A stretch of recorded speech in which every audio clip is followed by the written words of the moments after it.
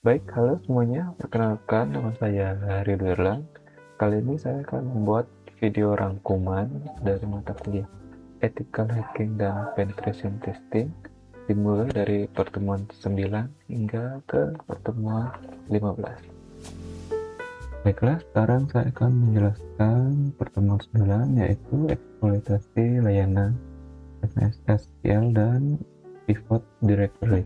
Karena di sini untuk layanan MSSQL-nya di Windows tidak bisa, saya akan menggunakan layanan MySQL di Kali Linux. Jadi saya akan menggunakan dua VM Kali Linux.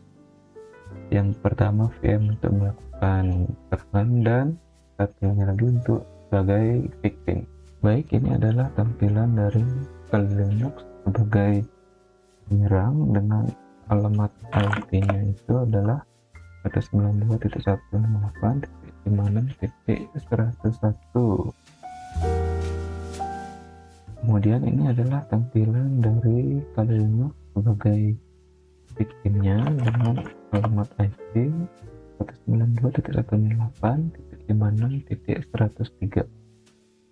Baik, selanjutnya di sini saya akan melakukan scanning pada port MySQL-nya dengan menggunakan perintah nmap di 356 min sp dan alamat IP-nya. Kenapa menggunakan port 336?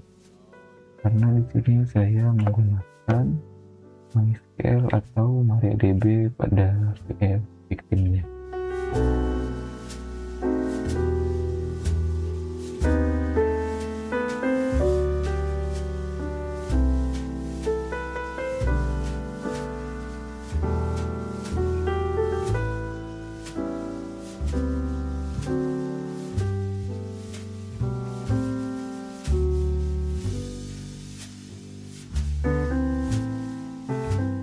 Oke, di sini sudah muncul hasil port scanningnya.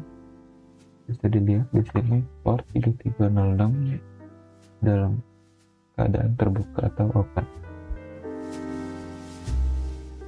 Kemudian kita bisa melakukan eksploitasi pada port tersebut atau di MySQL MariaDB-nya.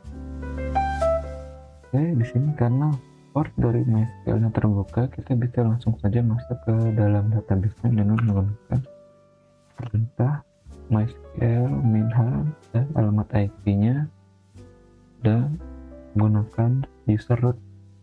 Di sini kenapa ada tulisan skip SSL? Karena sebelumnya saya mencoba terblokir oleh SSL-nya. Di sini sudah terbuka untuk MariaDB dari VM victimnya, dan untuk melakukan eksploitasi saya akan menggunakan perintah select log file dalam kurung etc/passwd. Ini adalah hasil dari lognya. Di sini muncul semua informasi login, tapi karena di sini tidak ada informasi loginnya, akan muncul semua dengan tulisan no login. Baik, itu saja demonstrasi dari pertemuan 9, yaitu eksploitasi MSSQL dan pivot directory dengan menggunakan metode pivot directory-nya yang load file.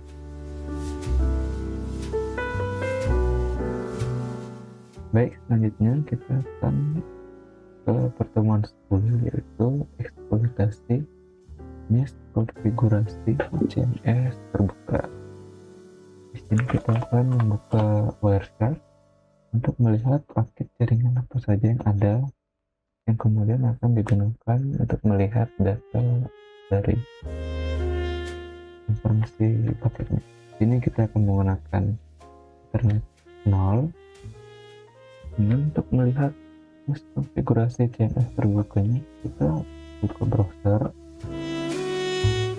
kemudian kita akan mencari website yang berisikan form login, tetapi mesti HTTP. Izin saya menggunakan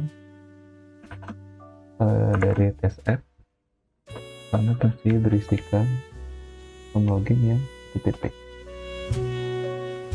Kemudian kita isi misalkan Rio dan passwordnya adalah 123 login. Nah, walaupun di sini tertulis invite login, tidak apa, kita bisa melihat data username dan password ini melalui website ini. Pertama kita start dulu, kemudian kita akan melakukan filter pada capturing paketnya, yaitu http request method kemudian. Nah, ini adalah informasi paket jaringan yang telah terbaca setelah kita melakukan login pada website Akunitik ini. Kita klik kanan, klik follow dan http string. Di sini adalah muncul informasi dari website Akunitik tadi. Kita bisa menemukan informasi login yang tadi di sini. Kita scroll ke bawah. Nah, ini dia informasi login yang telah saya isi tadi. Terbaca di sini mulai dari username-nya dan passwordnya. Tapi ini hanya berlaku bagi sistem keamanan website yang masih HTTP saja. Itu saja untuk demonstrasi pertemuan sebelumnya. Kita akan melanjutkan ke pertemuan 11. Baik, di sini saya akan menjelaskan dan mendemonstrasikan pada pertemuan 11, yaitu siklus penuh post eksploitasi dan persisten. Pertama kita buka VM attack-nya, masuk ke folder download dan menjalankan perintah Python nm http server 80. Oke, sekarang kita akan buka VM-nya dan masuk ke folder tmp, kemudian menjalankan perintah wget. Di sini sudah saya lakukan sebelumnya, dan ini kita akan memberikan akses pada LMPS-nya. Kemudian kita akan menjalankan file ini dengan perintah ./linksys.s. Kenapa pakai ls? Untuk mempercepat proses eksekusinya.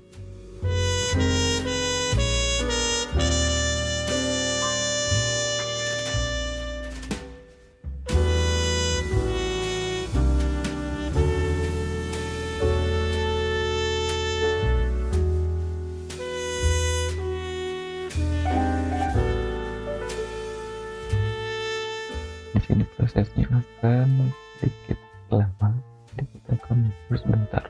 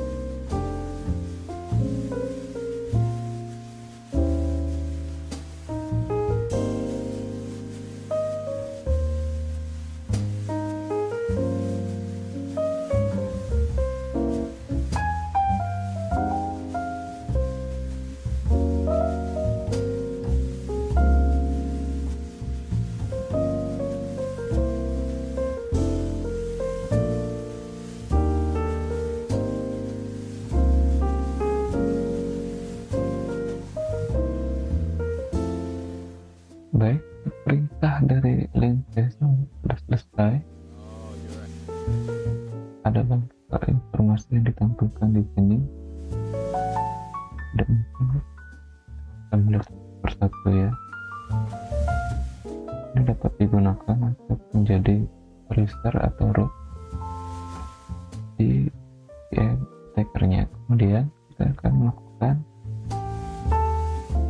tanam konsepnya, kita akan melakukan ini di shell targetnya, yaitu VM yang ini. Caranya kita menggunakan perintah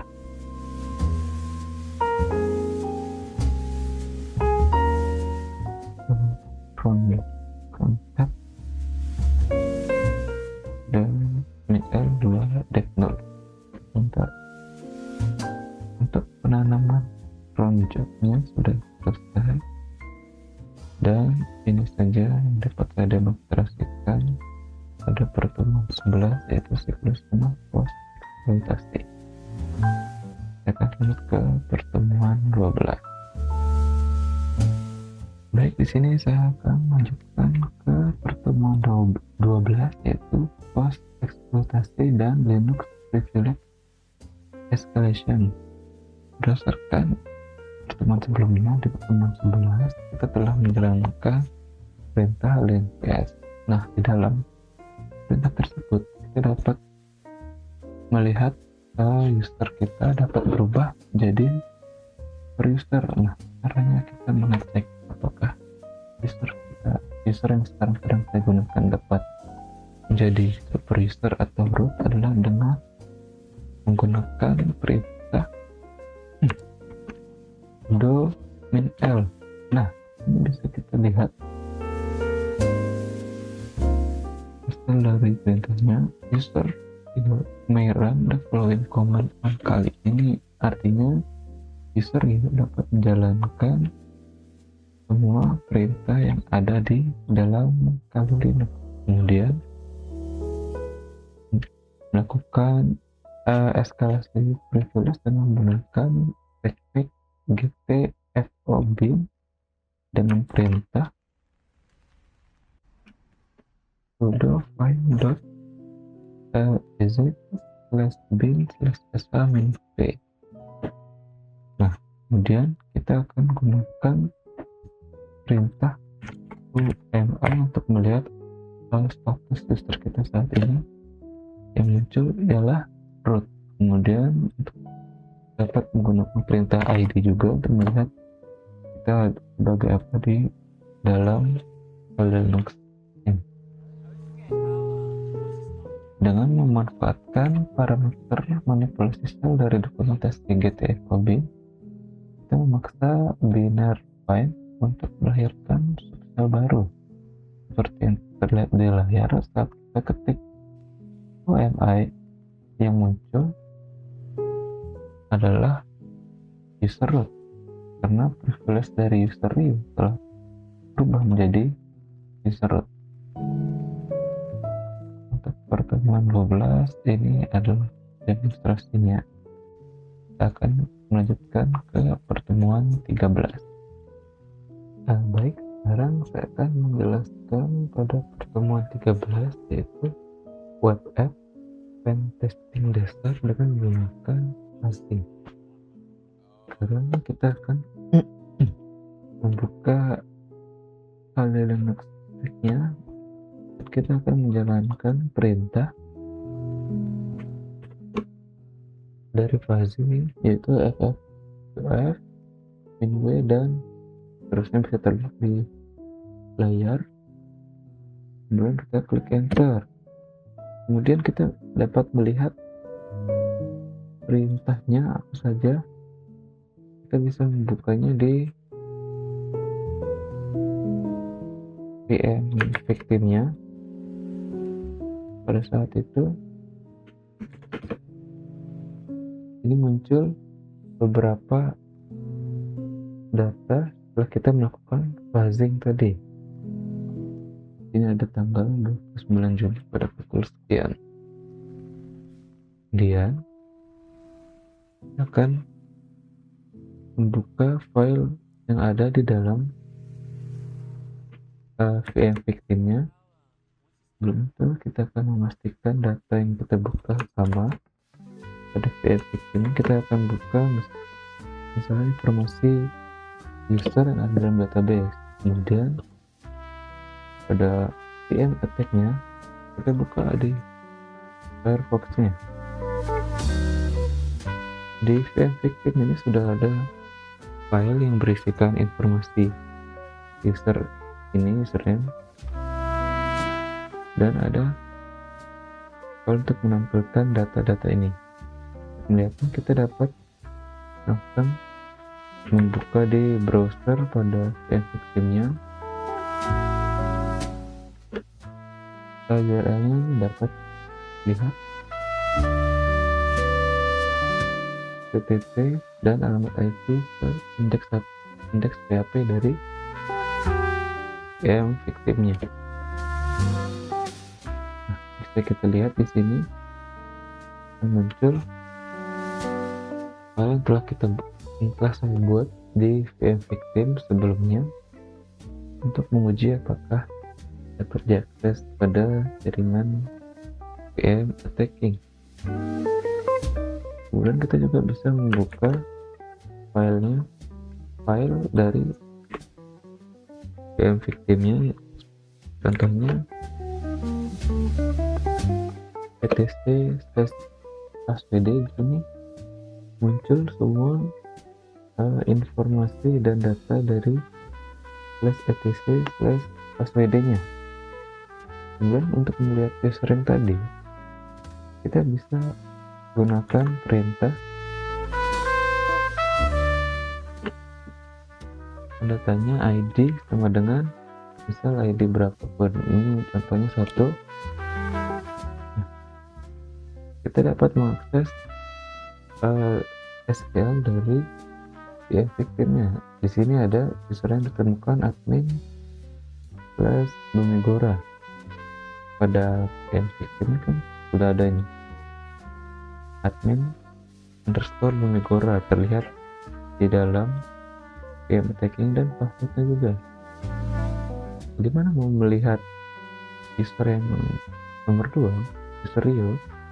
Kita tinggal mengganti ID di sini menjadi 2 dan terlihat semua, terlihat user dari Rio dan passwordnya. Mungkin itu saja yang dapat saya sampaikan dan demonstrasikan mengenai pertemuan 13, yaitu web app dan testing dasar dengan menggunakan fuzzy. Baiklah, di sini saya akan melanjutkan ke pertemuan 14, yaitu web app pen testing lanjutan dengan menggunakan log poisoning RPA. Melanjutkan yang tadi, di sini kita akan menggunakan metode load poisoning dengan menggunakan perintah curl dari Kali Linux. Perintahnya yaitu curl minha user agent, dan ini akan memberikan log poisoning ke dalam log akses pada VM victimnya. Kita klik enter dan terlihat ini ada beberapa data yang terkirim. Cara ngeceknya bagaimana? Kita tinggal buka browser, kita masuk ke alamat IP dari akses lognya. Ini URL-nya. Ini adalah URL dari akses log milik VM victimnya. Bentar. Nah, ini data-data sebelumnya dari fuzzy tadi. Kita melihat data login paling terbaru, kita scroll ke paling bawah. Nah, ini adalah data yang paling baru yang telah kita kirim tadi. Kita bisa melakukannya lagi untuk mengecek apakah masuk. Kita klik refresh dan data yang paling baru muncul di sini. Untuk demonstrasi log poisoning pada pertemuan 15 saja yang dapat saya demonstrasikan. Baik, di sini kita sudah sampai di pertemuan terakhir, yaitu pertemuan 15, evaluasi dan penjelasan project pen testing.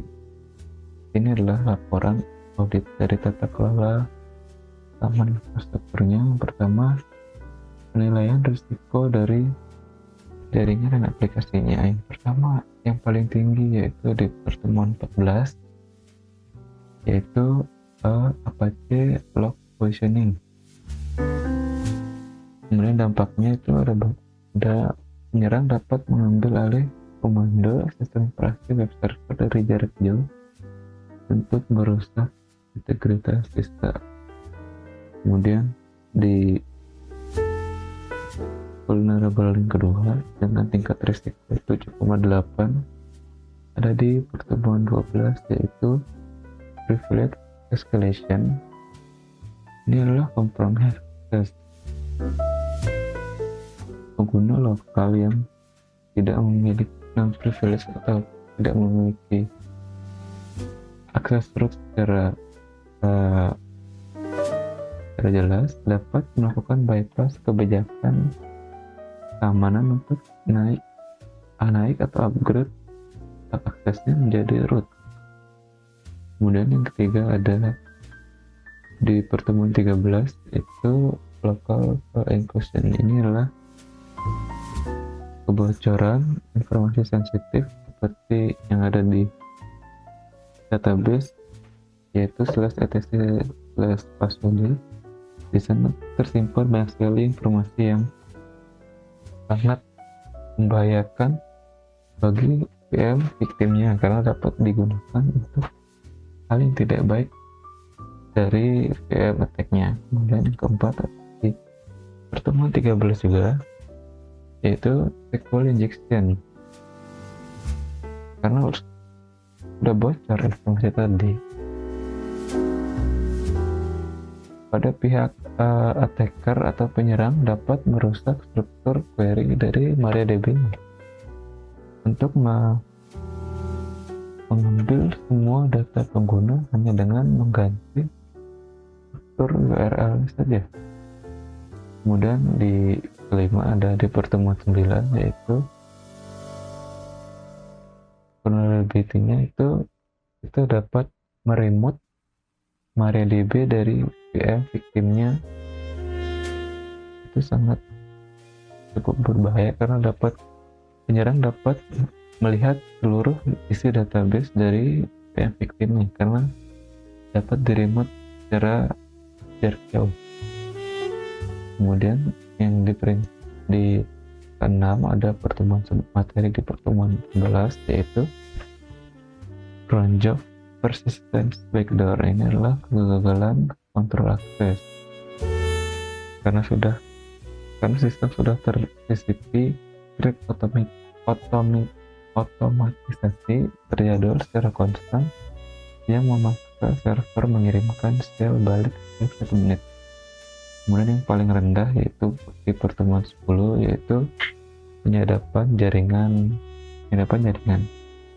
karena ini masih bentuknya hanya untuk jaringan yang TCP dan masih di dalam satu jaringan sama, jadi tingkat risiko tidak setinggi yang lain. Kemudian ada blueprint tata kelolanya. Ini ada 3 solusi untuk mencegah hal-hal dari vulnerability terjadi. Pertama, menutup port akses database karena menggunakan MySQL, jadi port 3306 itu harus ditutup, tidak dapat diambil alih oleh penyerang dari luar. Kemudian ada menerapkan kebijakan kontrol akses yang ketat berbasis prinsip least privilege agar akses itu tidak dapat direbut oleh user lain. Kemudian terakhir yaitu melakukan rekonfigurasi parameter keamanan pada file php.ini dengan menonaktifkan fungsi hello_url_include dan hello URL untuk memotong rantai serangan, serta memandatkan implementasi prepare statement pada seluruh query database. Baik, mungkin itu saja yang dapat saya sampaikan dan saya demonstrasikan dari materi rangkuman pertemuan 9 hingga pertemuan 15 dari mata kuliah Ethical Hacking dan Penetration Testing. Terima kasih.